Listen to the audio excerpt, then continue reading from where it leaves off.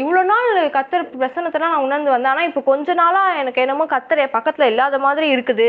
அவர் என்னை விட்டு தூரமா போயிட்டார் போல இருக்கு அப்படின்லாம் சொல்லுவாங்க. ஏன் அந்த மாதிரி சொல்றாங்க? கத்தர் தூரமா போயிட்டாரா? கிடையவே கிடையாது.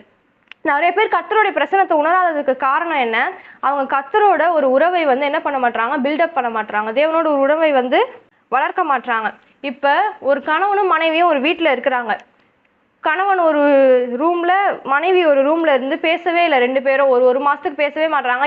அவங்க பாட்டுன்னு அவங்க வேலையை செய்யறாங்க, இவர் அவங்க பாட்டுன்னு அவங்க வேலையை செய்யறாங்கன்னு வச்சுக்கோங்க. 2 பேரும் இருக்கிறது அவங்க பாத்துக்கவே இல்லை. ஆனா 2 பேரும் அதே வீட்டுல தான் இருக்காங்க. அவங்களுக்கு என்ன தெரியுமா? அவங்க இல்லவே இல்லை அப்படின்னு சொல்ல முடியுமா அவங்களால? இல்ல, அவங்க அந்த வீட்டுல தான் இருக்காங்க. ஆனா இவங்க என்ன பண்ணல? அவங்கள போய் அவங்களோட கூட இருக்க உறவை வந்து அவங்க வந்து பில்டப் பண்ணல. அப்போ அவங்க இல்லைன்னு ஆயிடாது அதுக்காக, இல்லையா? ஆனா அவங்க அதே வீட்டுல தான் இருக்கிறாங்க.